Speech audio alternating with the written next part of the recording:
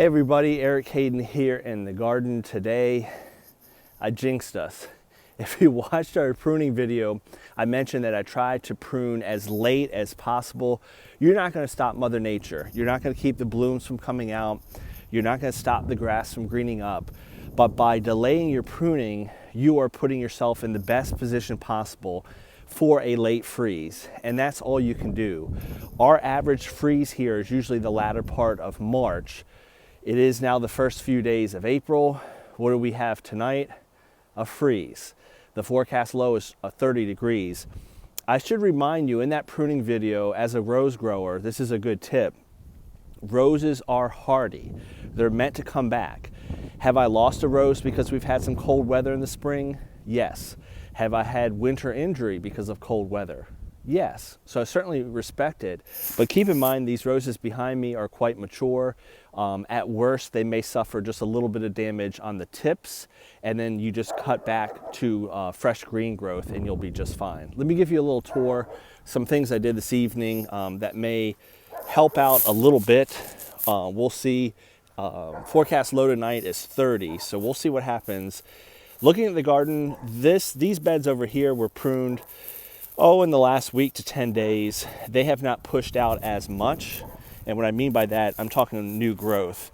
This growth is quite tender. So if we do get into the upper 20s, what may happen is these will get burned by the cold temperatures and or frost. So I may just have to cut that out and then go lower on the bush to where there is no damage. So these bushes here, again, very, very early in terms of growing. I just pruned them. So if we lose, this is very tender growth.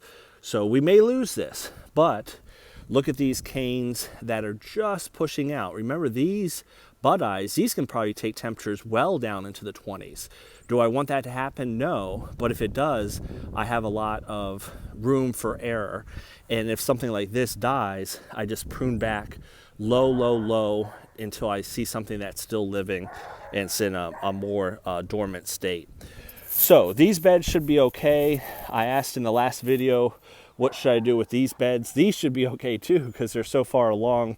I can hack these pretty much, but ironically, since I haven't pruned these, the frost damage we get tonight, if we get any, may determine what I'm going to do with these. And I did notice, unfortunately, I have not sprayed yet, and this might determine that I need to cut these more severely than I want. Our good old friend, black spot. So I just have been too busy. I was sick earlier in the week, so I just haven't been out here like I should. So I need to start my spray regimen. Usually, when I'm on top of my game, as soon as I prune, that is the first round of spraying. Didn't do that. Not a big deal with these because they don't have many leaves on them yet. But these that have not been pruned, they certainly are starting to show some signs of disease. So bottom line, if you've just done a pruning, probably in pretty good shape. But I showed you those different bud eyes that, again, if you have, long canes and a lot to work with, and you get death or injury, you just go lower, lower, lower down until you don't have any injury, and you just re-prune. Is it kind of a pain? Yes, but keep in mind roses are really hardy. I showed you in the last video, not only do they have more dormant bud eyes lower, they have multiple bud eyes each section, the terminal and the two side ones. The other thing I did, I don't think this is going to help a lot, so I wouldn't go out there and do this all the time, but it makes me feel better, so it's worth it. Wet ground is harder to get cold. Think about it. Desert climates are very, very dry, so they can heat up really quickly during the day, and they can cool off really quickly at night. A dry atmosphere is easier to warm up and cool off. A wet atmosphere is not. This is why dry, clear, calm nights are usually our coldest. So to tilt my scales a little bit in my direction, I watered all of the beds lightly, not just around the roses, but all throughout the beds. The thinking is, again, with that added moisture, maybe it keeps it just slightly warmer near the roses. So that's why I went ahead and did it. Is it going to help tremendously? Who knows? I mean, if the whole yard was wet, it would probably make a more difference, but I'm not going that crazy. You can see these beds that were pruned weeks and weeks ago, they are in the game. They were pruned in the window. They were pruned when they were supposed to be, but since they were more on the front end, they have a lot of vulnerability, lots of great shoots. I mean, look at that. I'm getting video now in case it all goes downhill tonight. You're not gonna get healthier bushes than that. Remember these? Remember these from our pruning video? They didn't look so good. I wouldn't say they didn't look so good, but after pruning, you kind of, even me that's been doing it for a while, always say, ooh, they don't look so hot. But look at all that new growth in these two beds. Real strong, sturdy shoots. Everything's looking good. If we have an issue, again, if I go lower on the bush, I should be okay. I'm looking for an example. So this is Gemini. If we lose all this top growth, I still have some long canes, so I'm going to have to prune down to these more dormant bud eyes. You can just barely see them. Do I want to lose this growth on top? Certainly not. Does it mean it's the death of the plant? No. You just prune down to a bud eye that hasn't been impacted, and you're good to go.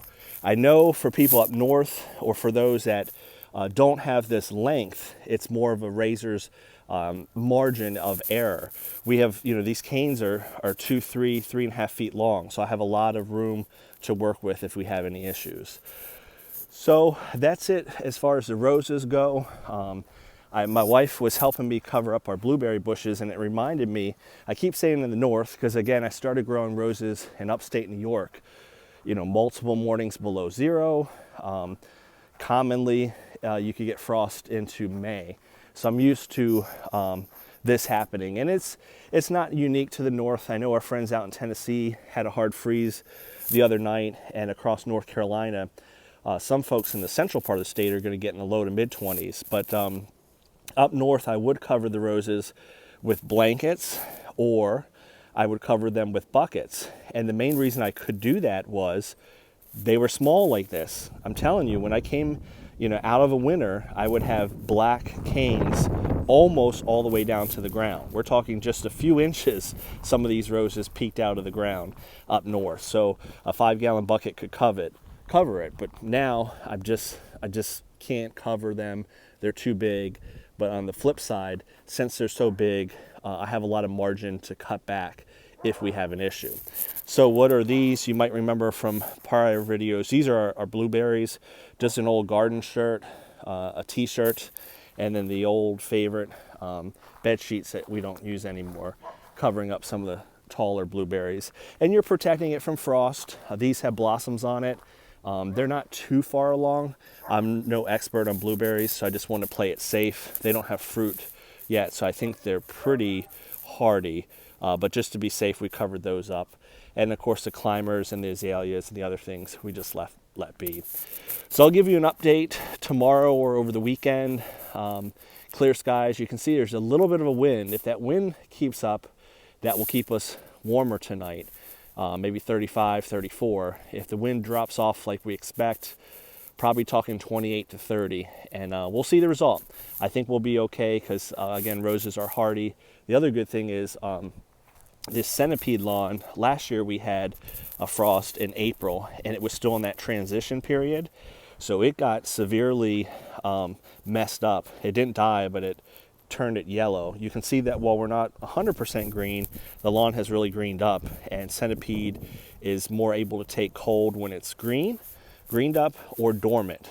During that green up transition, it is kind of vulnerable to cold. So hopefully the lawn is not impacted as well. So have a great day. Comment below, how do you protect your roses from frost and freeze? Again, they are hardy, but I'm just kind of curious, has anybody covered them up in the past like I have when they were smaller? Do you prune later? What do you do when there's a hard freeze expected? Because it does usually happen every spring. We get a late frost, and we still have roses, but it's just another challenge in growing.